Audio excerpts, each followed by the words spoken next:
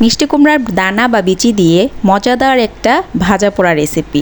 এইরকম ভাজা পোড়া বৃষ্টির দিনে কারা কারা খেতে পছন্দ করো?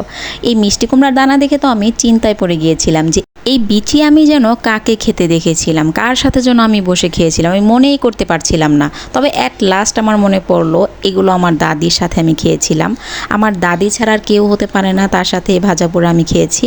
তবে সে অনেক পছন্দ করে, তবে বৃষ্টির দিন হলেই দেখতাম আব্বুর সাথে সে ভাজা পোড়া খায়। তবে মিষ্টি কুমড়ার এই যে দানাগুলো, এটা কিন্তু অনেক কষ্টের রান্না করাটা, ভেজে খাওয়াটা। এটাকে প্রথমেই কিন্তু কাঁচা অবস্থায় রোদে শুকায় নিয়েছি আমি, দেখতেই পাচ্ছেন। শুকিয়ে নেওয়ার পর হাতে ছুটিয়ে নিতে হয়েছে, আঙ্গুল পুরো ব্যথা হয়ে গেছে। এরকম করে ছোটাতে ছোটাতে অনেকগুলো বিচি দেখতেই পাচ্ছেন। এগুলোকে রোদে শুকানোর পর এভাবে আঙ্গুল দিয়ে দানা ছাড়িয়ে নিতে হবে ভাজার আগে। ভাজার পর যদি আপনি খোসা ছাড়াতে যান ভেঙে যাবে, তবে ভাজার আগে খোসাগুলোকে ছাড়ানোর পর এভাবে ভেজে নিতে হবে।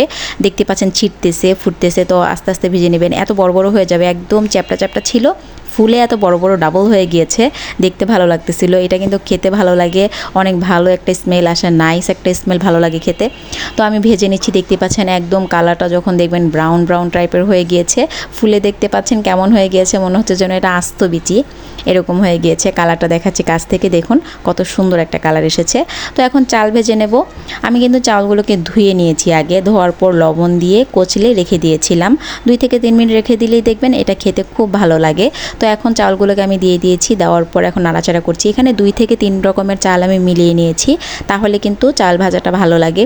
কারণ মোটা চিকন এক এক রকমের এক একটা নিলে খেতে ভালো লাগে।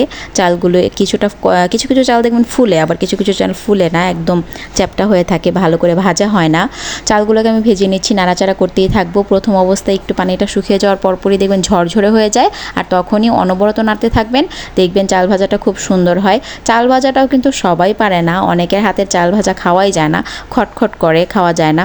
আমি কিন্তু ভাজা পোড়া একদমই পছন্দ করি না, তবে এটা বানাতে হচ্ছে আমার হাজব্যান্ডের জন্য। আপনাদের ভাইয়ার অনেক পছন্দ, বৃষ্টির দিনে একটু ভাজা পোড়া সে খায়।